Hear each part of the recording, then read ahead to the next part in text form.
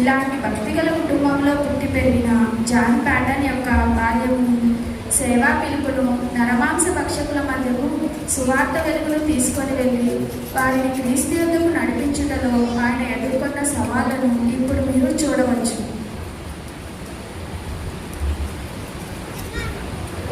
John Peyton తండ్రి James Peyton వృత్తిరీత్యా సాక్స్లు, స్వెటర్లు మొదలైన అల్లిక వస్తువులను అమ్మే వ్యాపారి అయినప్పటికీ దేవుని పరిచర్య కొరకు భారంతో ప్రార్థించే వ్యక్తి. తన పిల్లల కొరకు, తన చుట్టూ నశించిపోతున్న ఆత్మల కొరకు నిత్యము దేవునికి మొరపెట్టేవాడు. వారి కుటుంబంలో కుటుంబ ప్రార్థన ఎన్నడూ నిర్లక్ష్యం చేయబడలేదు.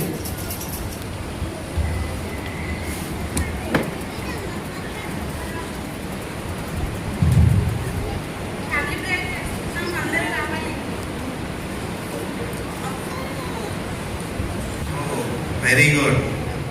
ప్రార్థన చేసుకుందామా? Very good. అందరు కళ్ళు మూయండి. పరిశుద్ధుడు అయిన దేవా, నీకు వందనాలు. బిడ్డలందరిని బట్టి కూడా మేము స్తుతిస్తా ఉన్నాము. వీరందరినీ నీ కొరకు పెంచడానికి, నీ సేవలో వీరు వాడబడటానికి సహాయం చేయి. మీరే వీరందరికీ తోడుండమని యేసు నామమున అడిగి వేడుకొంచున్నాము తండ్రి. ఆమేన్, ఆమేన్.